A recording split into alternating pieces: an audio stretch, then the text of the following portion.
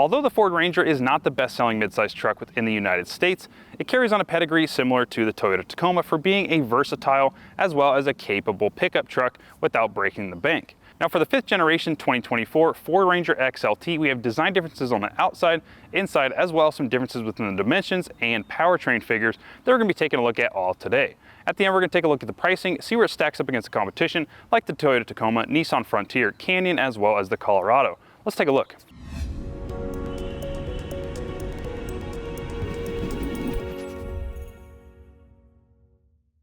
For the 5th generation, Ford really put an emphasis on making the vehicle look more aggressive, especially with its design. Now for the headlights, we're looking at an all-new headlight that is similar to what you're going to be finding on the F-Series. These are LED as standard throughout the lineup. LED reflectors are going to be on the XL and XLT, and then projectors are found on the topper trims, the Lariat, as well as the Raptor, that new trim, giving you all the off-road capability. LED headlights, LED DRLs, LED fogs down below, but you are going to find an incandescent bulb in here for your turn signals. Now, one thing I'd like to point out about our vehicle that we're reviewing today is this has the azure gray paint that you can find throughout the Ford lineup. It's a $1,000 option on the Ranger XLT, so this is one of the more expensive paint options for the lineup. Now, if we take a look at the design or the aesthetics of the side profile of the vehicle, we're going to see these nice gray metallic painted wheel arches found front and back with the side marker out front. We have an XLT badge or kind of an emblem here that simulates an air vent. We have basic plastic mirror caps with a camera underneath, part of your surround view camera. We do not have a gloss black or a body color matched mirror cap on the XLT. Basic door handles, but over on the driver's side, this has the optional $95 keypad, that number keypad where you can actually unlock your vehicle, something Ford is known for from the past. Again, basic gray handles as well as running boards down below. Those are in a black color. For our wheels and tires on the XLT Ranger, we're looking at a 17-inch gray aluminum wheel. Wrapped around that is a fairly mild all-terrain. This is a Goodyear Wrangler 255/70/17. And for our suspension, if we move inward, our suspension is a double wishbone suspension, so independent front with a solid rear. And then we're gonna hop back there and actually take a closer look at what that solid rear axle looks like for the 5th generation, because they have made a couple of key differences that is gonna improve the ride quality on-road as well as off-road. Here underneath the rear of the 5th generation Ranger, I want to talk about what's new for this year. So for 24, we're going to have an outboard mounted shock on the leaf spring. So the leaf spring, usually the shock is mounted inboard of that towards the axle pumpkin, but now on the 5th generation frame and also the setup we have here, the shock will be mounted on the outboard of the leaf spring, giving us better clearance when we are off-road, as well as better driving characteristics on-road. Now moving that shock mount outward of the leaf spring moves it more closer to the tire that is going to be getting us over those obstacles, so you have less of a chance of hanging up on that shock mount when you are going over any rocks, any dirt, any mounds, anything that is going to obstruct the vehicle from moving forward. Now you can still hang up on the pumpkin for the differential, but that is its own issue, and that is really unavoidable unless we didn't have an axle back here. Now talking about the axle, this is an optional 373 electronic rear locking differential that you can option onto your Ranger while equipping your vehicle online. You do not have to select an off-road package. Now if you do happen to select the FX4 off-road package, that does come with a locking rear differential, but that'll be substantially more money. That'll also get you some different things like skid plates and some more badging on the side of the vehicle. But if you just want that locking rear differential for on-road and off-road performance, you can do just that on the Ford Ranger, which is a really cool thing that you can equip. Leaf spring as well as a sole shock here on the XL, XLT, and the Lariat. The Ranger Raptor will get a coilover style suspension with a Watts link rear end. Now what the difference is going to be the coilover suspension that gets you better off-road performance as well as giving it that Raptor pedigree. And then what the Watts link is, instead of having your normal 2 links up top, 2 links down bottom, and your pan hard bar keeping the axle centered forward and backwards and left and right, it's going to replace the pan hard bar that is keeping the axle centered left and right. And what it is a hard mounted pivot point on the back housing of the differential. There's going to be 2 links going out to the frame rails, and those are going to keep the axle much more center in all situations of the droop, whether it's drooping down or compressing. It's going to keep that axle as centered as possible and a little bit better centered than what you can find with a pan hard bar. And if you're curious on how that works, there are a lot of good videos online explaining the difference between a normal 5-link, 4-link suspension or a Watts link suspension that you find on the Ranger Raptor. So if you're curious, go and check that out. Rear end design for the Ranger goes relatively unchanged, but the taillights are just a tad bit different. These are going to be an LED combination, so LED brake light, but the turn signal and the reverse light are going to be incandescent. Those are also where your radars are mounted for your blind spot monitor, so don't go ahead and break in those. Those are going to be very expensive to replace.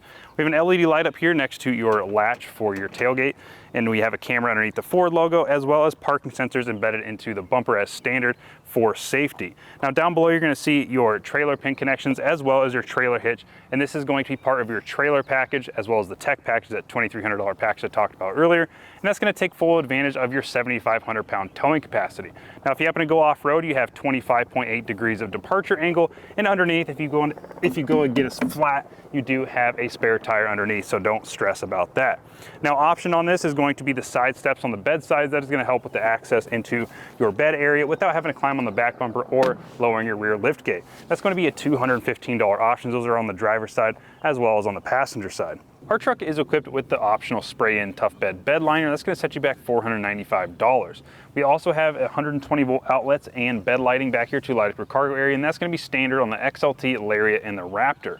Now for capacities back here and payload, max payload is going to be 1,711 pounds, and our width is going to be a minimum of 48.2 in between the wheel wells, and outside the wheel well 62.4. Now the length of the bed on the floor is going to be 59.6 inches, which relates to 43.5 cubic feet of internal cargo storage in the bed. Now 34.7 inch lift in height, so if you are on the shorter side, you don't have to worry.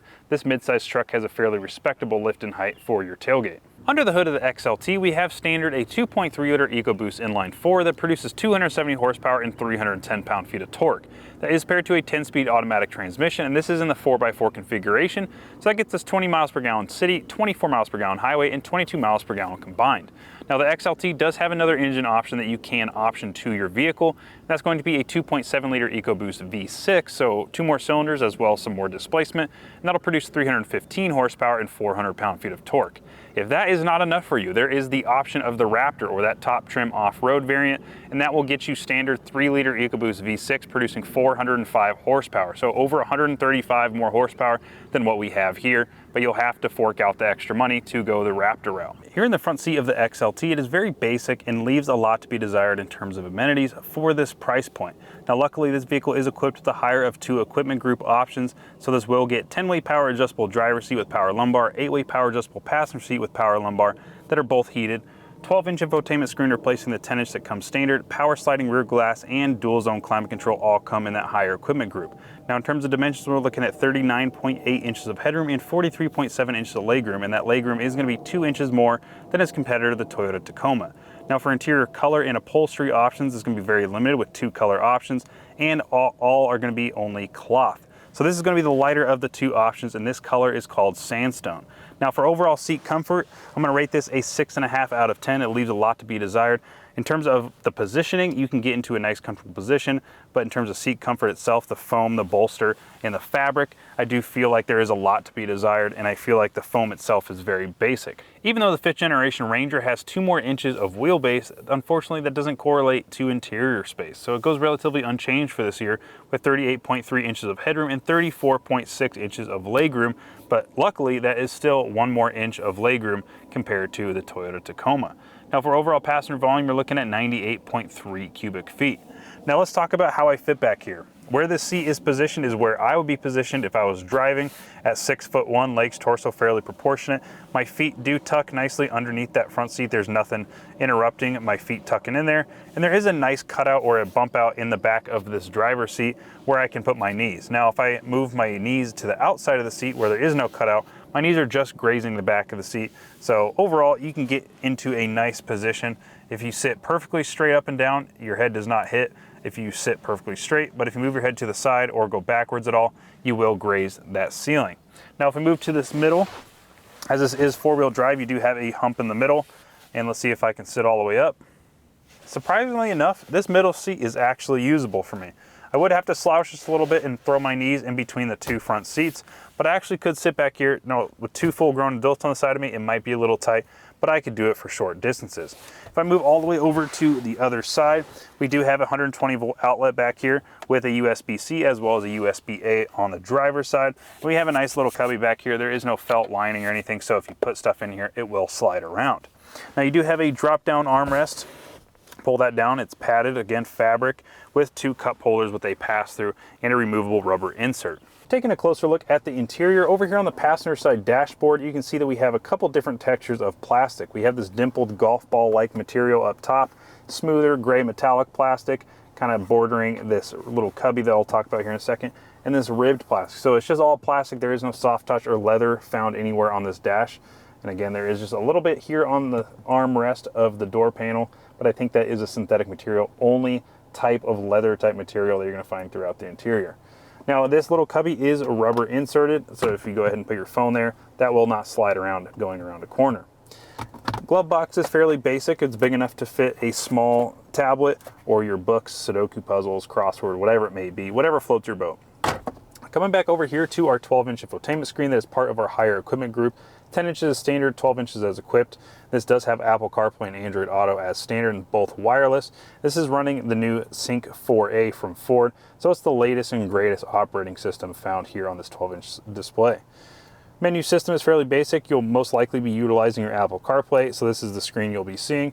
And then down here we do have a couple of hot buttons as well as some digital HVAC controls, but luckily we still have some functional or physical buttons down below. And this is dual zone climate control, so passenger and driver can operate their temperature as different. Now over here by my right knee, we do have our integrated brake controller that I would recommend utilizing if you are going to take advantage of your 7,500 pound tow capacity.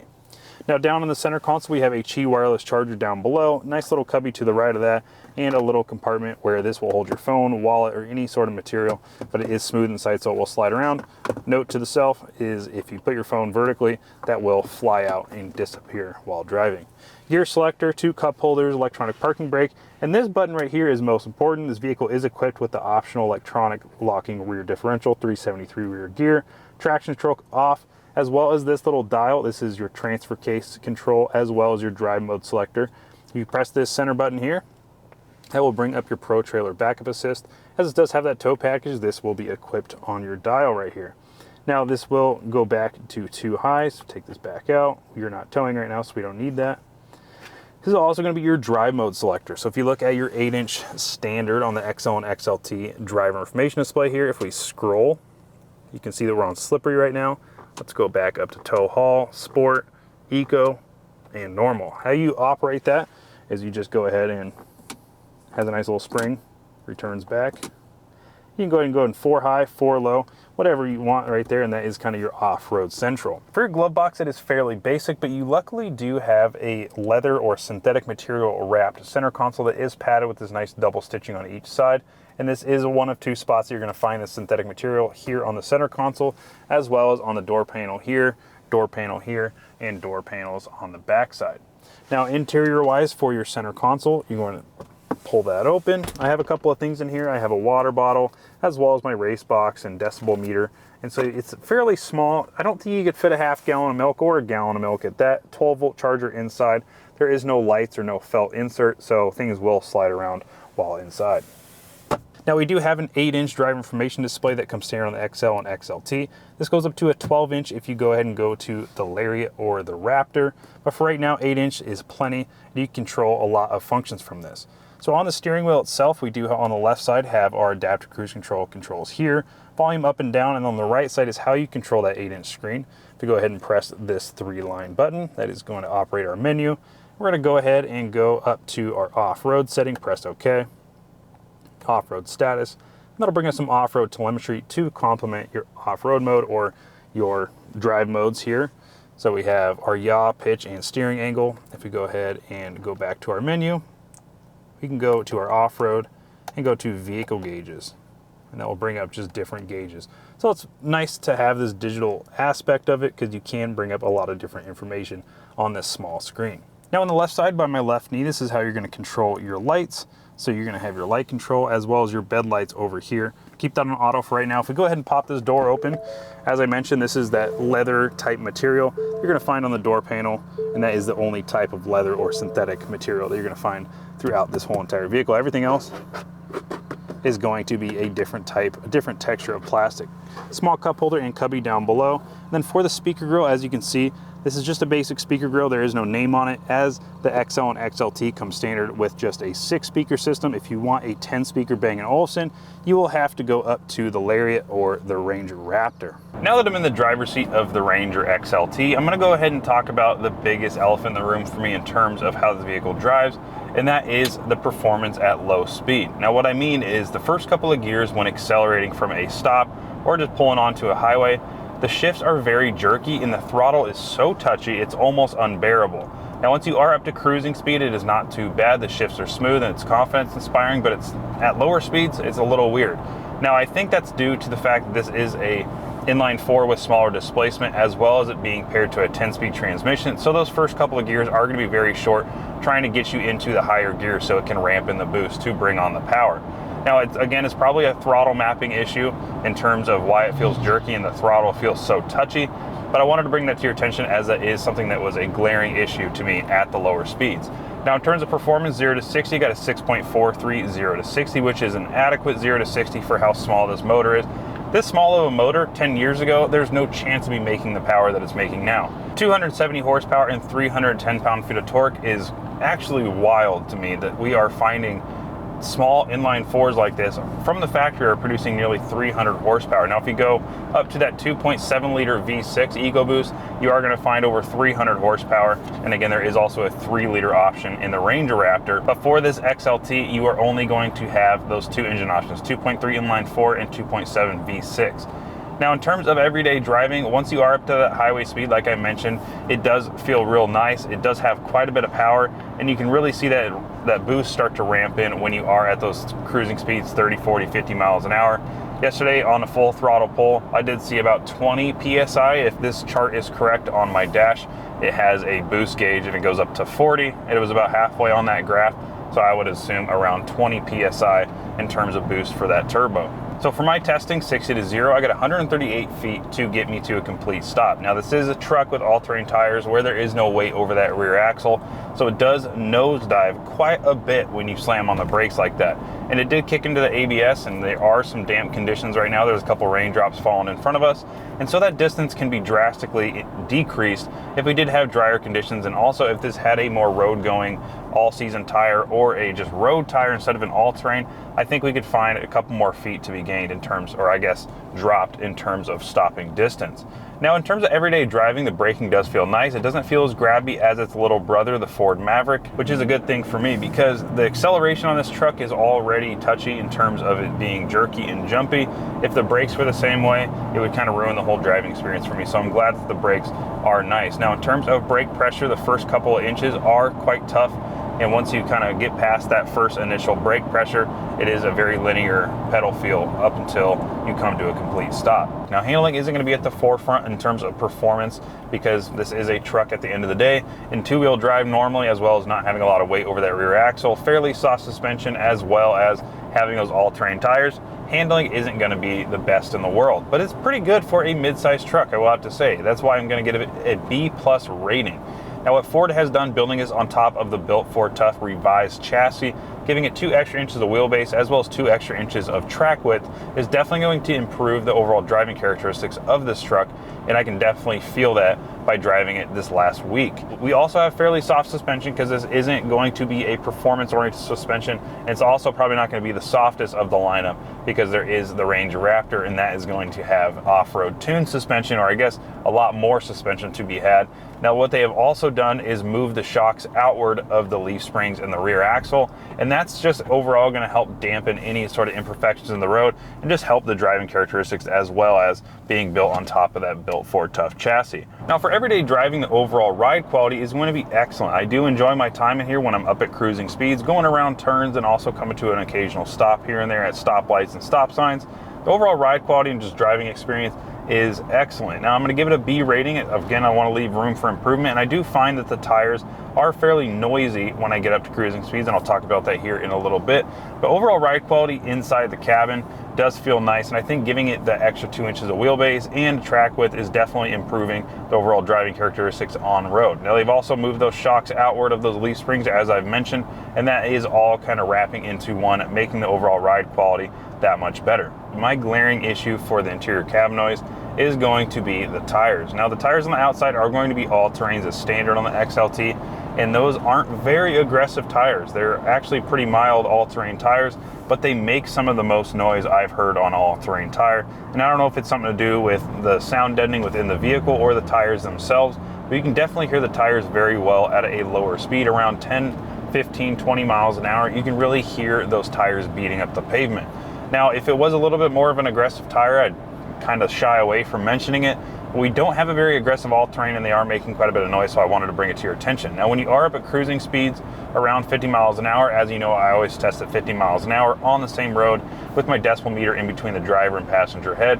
And if it does have a sunroof, I make sure that that visor is closed.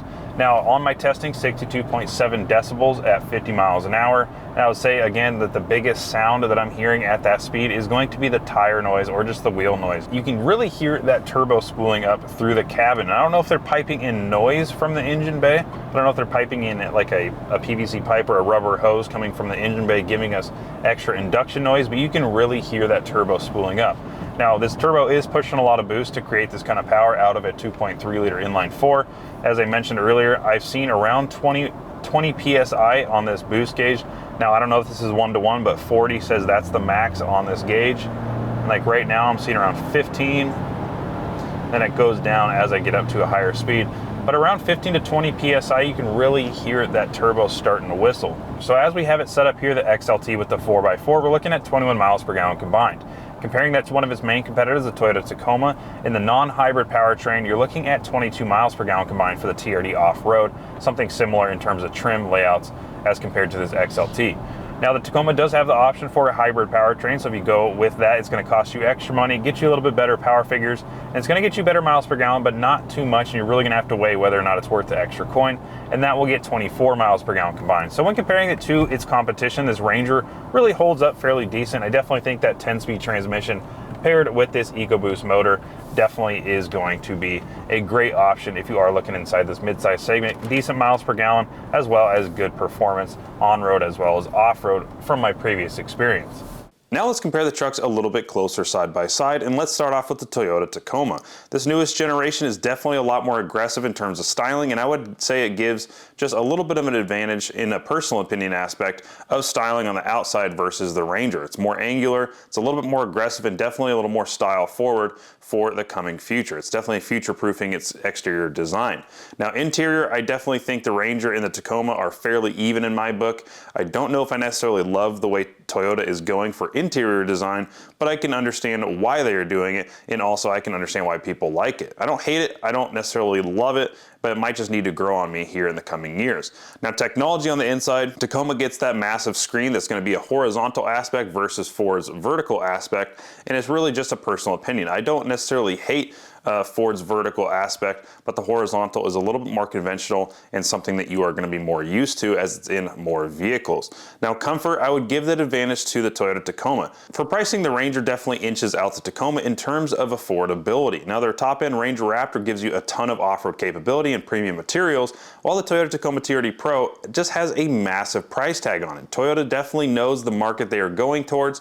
They know the hype behind the newest Tacoma, and they know people are going to pay it. So they're going to charge that extra $5,000 over that max Ranger price, and people are going to pay it because Toyota has a cult following. If it's anything like the older generation, I would prefer to drive the Tacoma. It's a little bit more soft on road, it's a little bit more forgiving, while the Ranger definitely has its quirks in terms of suspension and how it rides on road. I do have to say, with them moving those shocks outboard of the leaf springs, it helps entirely with the ride quality. So I would say they made a huge improvement, but we'll just have to see how the newest generation of Tacoma compares to the Ford Ranger. And for efficiency, the Tacoma with its hybrid power system definitely inches out the Ranger as it does get a better combined rating. With a rating of 20 to 24 miles per gallon combined, it beats out the 17 to 22 miles per gallon combined that the Ranger has to offer. Now versus the Frontier, it's going to be a very quick one. The Ranger definitely is going to be the king versus the Frontier in pretty much every single aspect except for pricing. But the Ford Ranger gives you a lot more options in terms of suspension options as well as interior options versus the Nissan Frontier. So with that being said, you can look at all the scoring. The Frontier is getting beat out in almost every single category. But I would have to say, in terms of driving dynamics, the Frontier and the Ranger are fairly similar in how they feel on road. They're not necessarily bad, they're not necessarily great, but I would say the Frontier and the Ranger out of these three trucks are going to be the closest in terms of driving dynamics and how they feel on the road. Now, where the onslaught happens comparing the Ranger versus these other trucks is when you compare it to the Chevy Colorado. In almost every single aspect, I'm going to give the Colorado the one up over the Ranger, as I do think it is one of the best trucks in this segment. Now, in terms of styling, I think the Colorado offers a more luxurious and refined look over what the Ranger has to offer, especially when you go to that AEV ZR2 package and compare it to the Ranger Raptor. I would much rather have the ZR2 AEV, as it is a little bit more luxurious and a little bit more mature of a look on the outside. Now, in terms of technology, I'm going to give the Chevy the one up here because I do prefer the operating system that Chevy has to offer and the modularity of it and the user friendliness of it. You just know how to use it immediately. The Ford is, some things are just a little bit buried inside the settings, but that is going to be a personal opinion thing, so I'll let you guys decide what you like. Do you like the Chevy, or do you like the Ranger's operating system, the Ford Sync A, versus what Colorado has to offer? Let me know down in the comments what you like. But in comfort, I would say that they are fairly even, but I would give the one up to the Colorado, especially with how the seats feel. Now, the Ranger is going to be a little bit different because I have not yet been in the Ranger Raptor, and I have not compared side by side with the Colorado ZR2. But I would say that the comfort-wise, in my experience, I think the Colorado is going to be more comfortable inside and on road. Now, driving dynamics, I have yet to drive the Ranger Raptor, so I can't necessarily compare it to the highest end Colorado, but if you compare side by side, just similar trims to the XLT, I definitely think the Colorado has the best to offer in terms of ride quality on road as well as off road. Now, efficiency is going to be fairly even, as both of them have a maxed out miles per gallon combined rating of 22. Now, the low end is going to be inched out by the Ranger, as it has a 17 miles per gallon as the lowest combined rating, and the Colorado has just 1 mile per gallon less at 16. Now, some things that are just good about the Ranger are going to be the newest exterior design. I do like the refresh that they have provided for the Ranger, and I think it makes the vehicle look a lot more mature and a lot more up to date over the previous outgoing styling. Now, the thing I dislike most about the Ranger XLT is going to be the transmission tuning. I don't say transmission because I do think it's a tuning software issue, but when they add more speed to these transmissions, if the tuning isn't perfect, they feel very jerky and the gears kind of hunt a little bit, and it just doesn't feel like a nice driving experience, or it doesn't feel like the price that you are going to be paying. At that around $50,000 price point, I want a vehicle that feels confident, and I want to make sure that transmission doesn't feel like it doesn't know where to be. And when I was driving this XLT Ranger, I found that to be an issue. I felt like the transmission didn't know what gear to be in, and when it did find out what gear it needed to be in, it hard shifted and it felt very clunky. So it just doesn't feel like a $50,000 experience. But I think with transmission tuning being advanced, as well as just driving characteristics, depending on how you drive the vehicle, the transmission can feel a lot different. Now, I might have been driving it wrong, I'm not quite sure, but the transmission for me just felt a little bit clunky and a little bit jerky at times, so I'm gonna just knock that just a tad bit, but I think tuning wise, it's just gonna have to take some years to get that tuning right. Now, let me know down in the comments what you guys think about this newest Ranger. Do you like it? Do you love it? Or do you hate this truck? And which truck would you choose in this segment if you were to go for it? If me personally, I'm sure you can gather this by now, but if it was my money to spend, I think the Chevy Colorado is going to be my forte over all the rest of these vehicles. Now, I know there's going to be a lot of Tacoma watchers here in the Pacific Northwest, and I do like the newest design of the Tacoma, but until I get my hands on it, I would say the Colorado is going to be the most impressive truck I have been in this segment. Now, you let me know down in the comments what you guys think, and do you think that this Ranger at that $49,000 price point is worth it, or do you think it is kind of a ripoff? Because that is a lot of money, $50,000, but this truck has a lot to offer, but it still has cloth seats. Let me know down in the comments what you guys think. This is going to do it for this review of the Ranger XLT. I appreciate you guys watching, and until the next video, my name is Nick with Auto Buyer's Guide. I will see you guys then.